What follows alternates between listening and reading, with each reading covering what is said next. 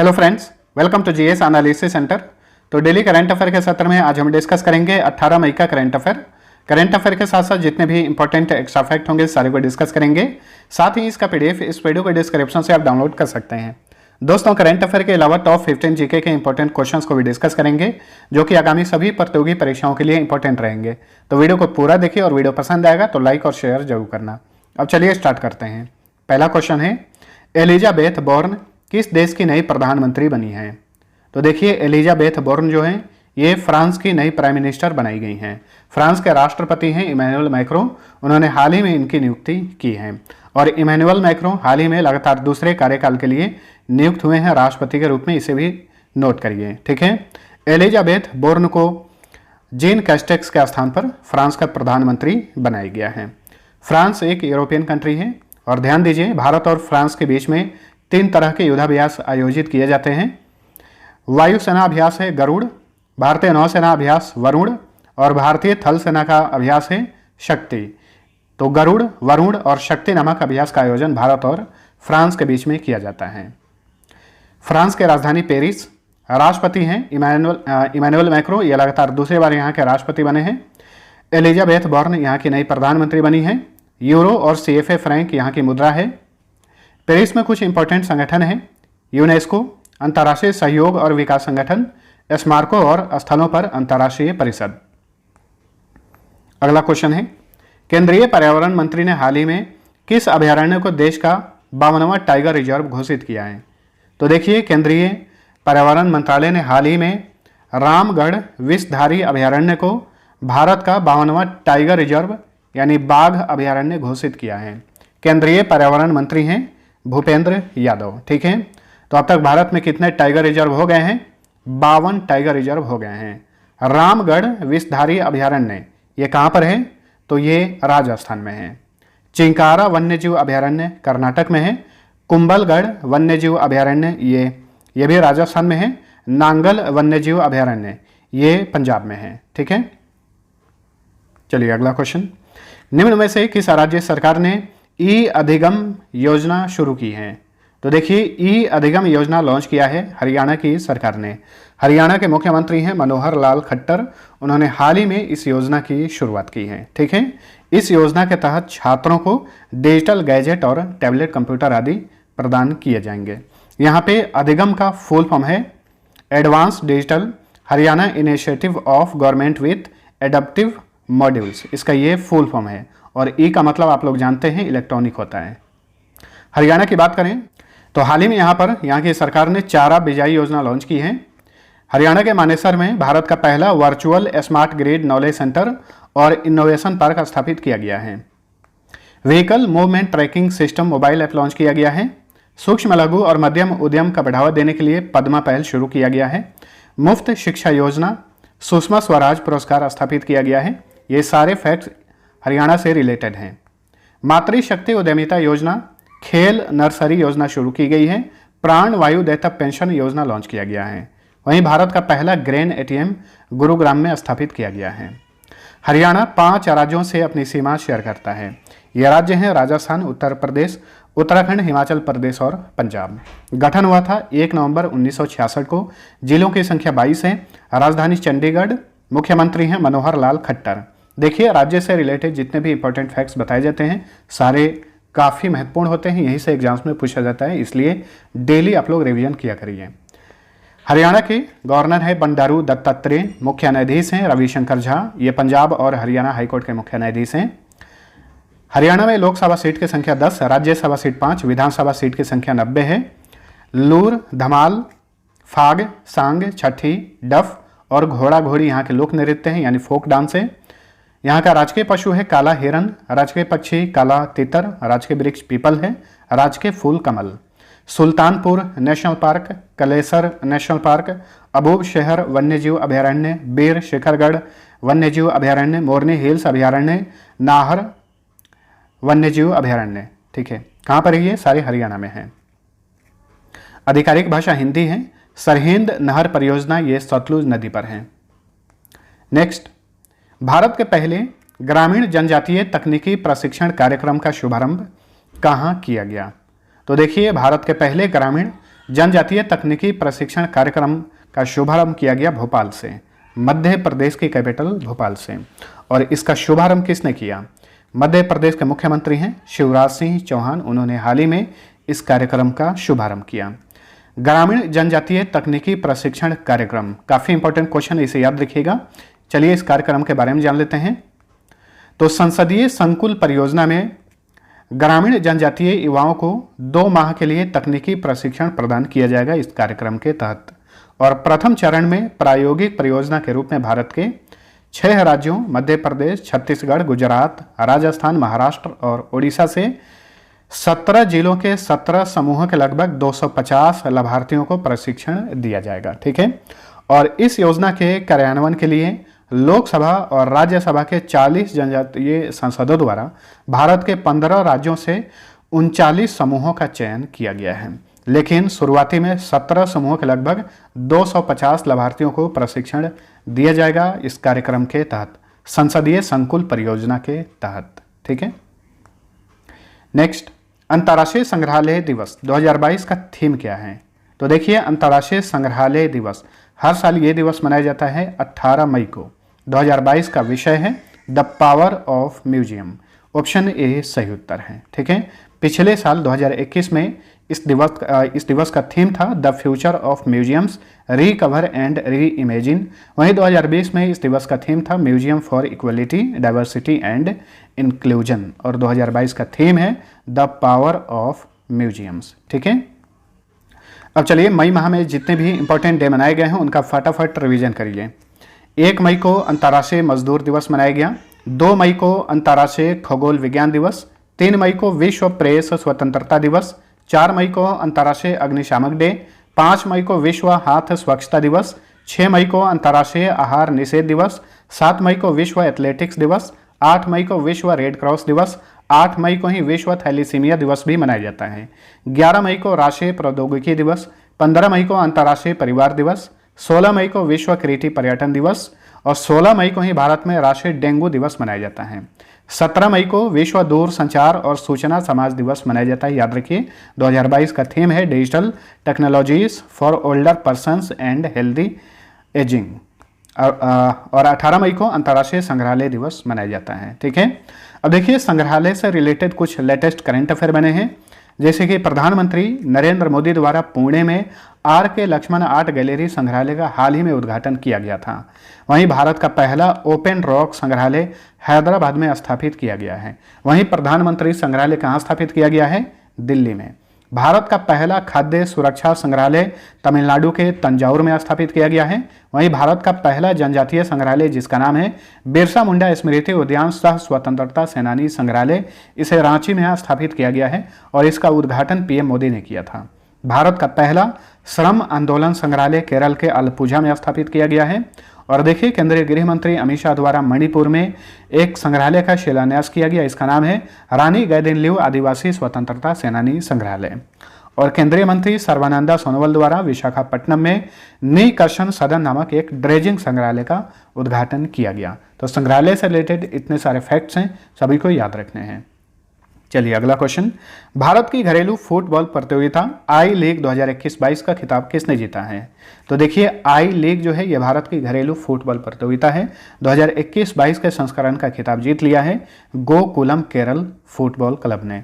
Option B right answer. ठीक है। और इस तरह से लगातार दूसरे साल आई लीग का खिताब जीतने वाली गोकुलम केरल ये दूसरी टीम बन गई है। पहली टीम ईस्ट बंगाल है। ठीक है। इस बार गोकुलम केरल FC ने किसको हराया? मोहम्मडन स्पोर्टिंग को। अब देखिए, हाल ही फिलहाल में जो इंपॉर्टेंट स्पोर्ट्स से रिलेटेड फैक्ट्स बने हैं, विजेता कौन बना याद रखना है। इटालियन कप 2022 का खिताब इंटर मिलान ने जीता। संतोष ट्रॉफी 2022 का खिताब केरल ने जीता। संतोष ट्रॉफी एक फुटबॉल टूर्नामेंट है और इटालियन कप भी एक फुटबॉल टूर्नामेंट है। खेलो इंडिया यूनिवर्सिटी गेम्स 2021 का आयोजन बेंगलुरु में किया गया था। विजेता बना जैन यूनिवर्सिटी, इसने सबसे अधिक 32 पदक जीते। FIH जूनियर महिला हॉकी विश्व कप 2022 का खिताब नीदरलैंड ने जीता। हॉकी महिला एशिया कप 2022 का खिताब जापान ने जीता। इस साल का अंडर 19 क्रिकेट वर्ल्ड कप का खिताब भारत ने जीता। अफ्रीका कप ऑफ नेशंस का खिताब सेनेगल ने जीता। अफ्रीका कप ऑफ नेशंस ये 2021 का संस्करण था, ये एक फुटबॉल टूर्नामेंट है। चलिए अगला क्वेश्चन। केंद्रीय पर्यटन मंत्री जी किशन रेड्डी ने हाल ही में किस स्थान पर प्रथम अतुल्य भारत अंतर्राष्ट्रीय क्रूज सम्मेलन का उद्घाटन किया? अतुल्य भारत अंतर्राष्ट्रीय क्रूज सम्मेलन यानी incredible India international cruise conference, हाल ही में इसका आयोजन किया गया मुंबई में और इसका उद्घाटन किए थे केंद्रीय पर्यटन मंत्री जी किशन रेड्डी। ठीक है, तो भारत में अधिक से अधिक घरेलू और अंतर्राष्ट्रीय पर्यटकों को आकर्षित करने के उद्देश्य से इस सम्मेलन का आयोजन किया गया था और इस सम्मेलन का आयोजन किया था केंद्रीय बंदरगाह, जहाजरानी और जल मार्ग मंत्रालय तथा फिक्की द्वारा संयुक्त रूप से। मुंबई आंसर था, मुंबई में इस सम्मेलन का आयोजन किया गया था। देखिए मुंबई में हाल ही में भारत की पहली वाटर टैक्सी शुरू की गई है। वहीं भारत में पहली बार डिजिटल बस सेवा मुंबई में ही शुरू किया गया है। मुंबई भारत की वाणिज्यिक कैपिटल है और महाराष्ट्र की कैपिटल है। मुंबई को भारत का प्रवेश द्वार के उपनाम से जाना जाता है। 7 टापुओं का नगर मुंबई को ही कहा जाता है। चलिए अगला क्वेश्चन। पुरुष एकल वर्ग में इटालियन ओपन 2022 का खिताब किसने जीता है? इटालियन ओपन ये एक टेनिस टूर्नामेंट है, काफ़ी फेमस टूर्नामेंट है ये। तो पुरुष एकल वर्ग में ये खिताब जीत लिए हैं नोवाक जोकोविच, जो कि सर्बिया के टेनिस खिलाड़ी हैं। इन्होंने फाइनल में ग्रीस के स्टेफानोस सिटसिपास को हराकर इटालियन ओपन 2022 का खिताब जीत लिया है। ठीक है, तो पुरुष एकल वर्ग, महिला एकल वर्ग, पुरुष युगल वर्ग और महिला युगल वर्ग श्रेणी में इटालियन ओपन का आयोजन किया जाता है। पुरुष एकल वर्ग के विजेता बने हैं नोवाक जोकोविच। वहीं महिला एकल वर्ग का खिताब जीती हैं ईगा स्वियातेक, ये पोलैंड की हैं। इन्होंने ट्यूनीशिया की ओंस जबेउर को हराकर ये खिताब जीता। पुरुष युगल वर्ग में ये खिताब जीते क्रोएशिया की जोड़ी निकोला मेक्टिक और मेट पाविक की जोड़ी ने। महिला युगल वर्ग में रूस की जोड़ी वेरोनिका कुडरमेतोवा और अनास्तासिया पाउलुचेंकोवा की जोड़ी ने इटालियन ओपन 2022 का खिताब जीता है। Next, football tournament FA cup 2021-22 का खिताब किसने जीता है? तो देखिए आज के इस वीडियो में स्पोर्ट्स से रिलेटेड बहुत सारे क्वेश्चन बने हैं और सारे क्वेश्चन इंपॉर्टेंट हैं, सबको ध्यान रखने हैं। फुटबॉल टूर्नामेंट FA कप 2021-22 का खिताब जीत लिया है लिवरपूल फुटबॉल क्लब ने। लिवरपूल फुटबॉल क्लब ने किसको हराया फाइनल में? चेल्सी फुटबॉल क्लब को हराया।